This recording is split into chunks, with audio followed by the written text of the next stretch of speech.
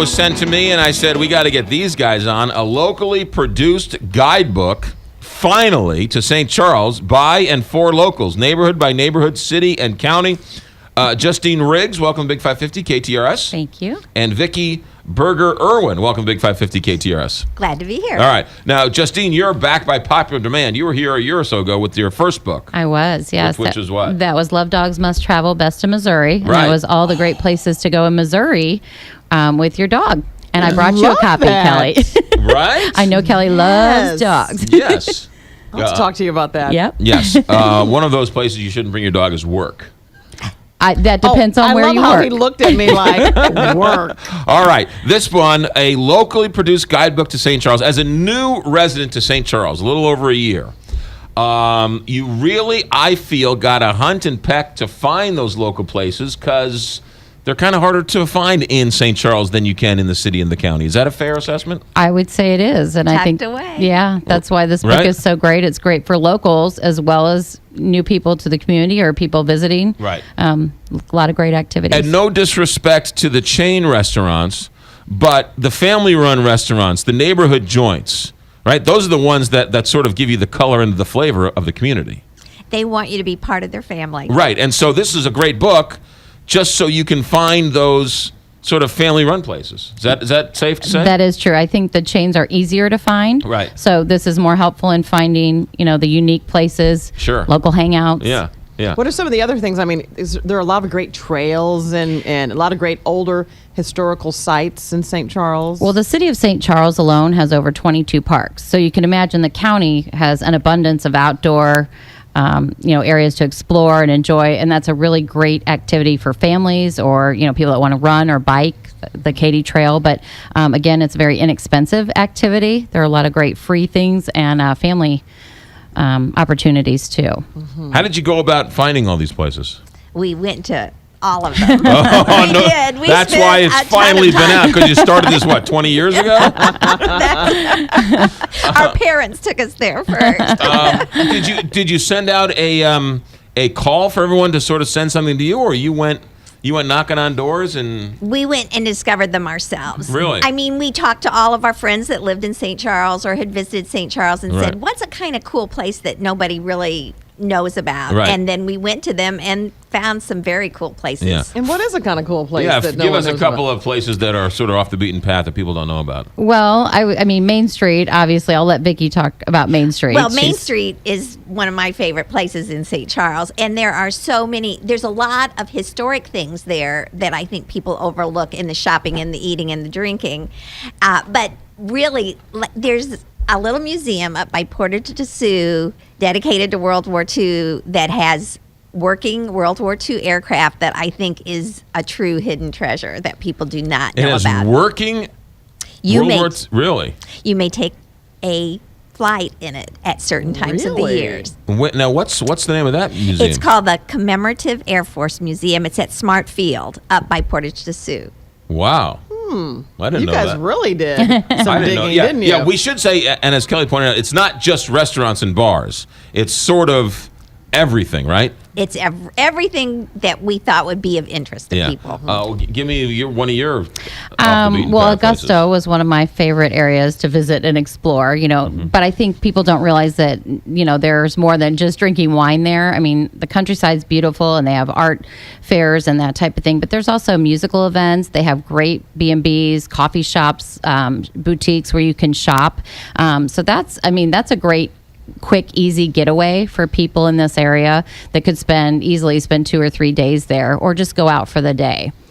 Are there any places like, I think of St. Charles, kind of like Alton, where there are, tours that you can take that people may not know about? One of the things that we did that we spent a morning with the ghost tour guide. That's what I'm talking about. I thought that was what you might. His name is Michael Henry. He does a great ghost tour, and St. Charles is a very, very haunted place. So there's That a whole explains a lot page now. about him. I got to give a shout out to the homies in Cotterville.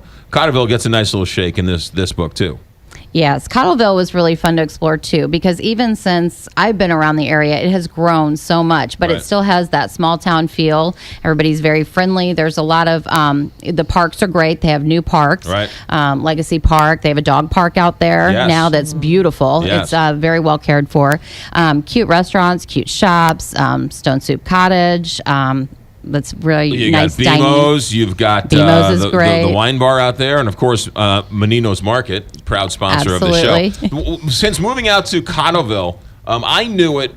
I don't know why. I don't know how I found Cottleville, but when I moved out there and I told people I was living in Cottleville, I got two reactions. One was, "Oh, hey, that's a great town," or the other one looked at me like I had three heads and said, "Where in the world is Cottleville?"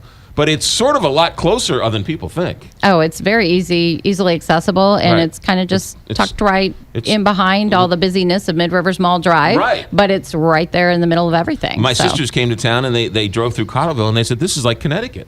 Right? It was like it's like a little hidden gem that's sort of well, I mean, is it true that Daniel Boone drove through Cottleville? Yes. In his Johnny Londoff Chevrolet?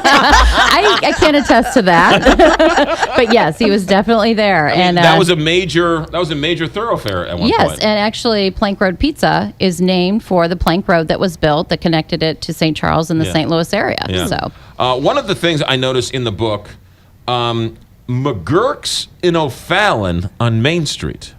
Now, I know McGurk's in the city in Soulard. I've been there numerous times. I might have even been overserved there once or twice. But that's for another story. But there's a McGurk's in O'Fallon. The same Same McGurk's. Yep, Really? you need to visit. If you haven't been out there, you will find the same wonderful food, drinks. beautiful garden They in have the a back. gorgeous patio out back with Right. fountains and flowers, and it's beautiful. But the food is fabulous too. And it's Main Street in O'Fallon, which we should talk about for a second too, right? Because a lot of people don't know. Many main streets in Right. the St. Charles County Right. area. Right, yeah. Talk about Main Street O'Fallon for a second too, or is it St. Peter's? St. Peter's has one too, right? St. Peter's also has one. It's kind of Old Town St. Peter's Right. area. So Yeah. there's still restaurants there. Hobo's is one of the Right. popular ones there. Main Street Diner is really good. Right. Great breakfast and brunch there. Main Street O'Fallon, I would say there's some shopping there that you might not expect, some Right. unique little shops.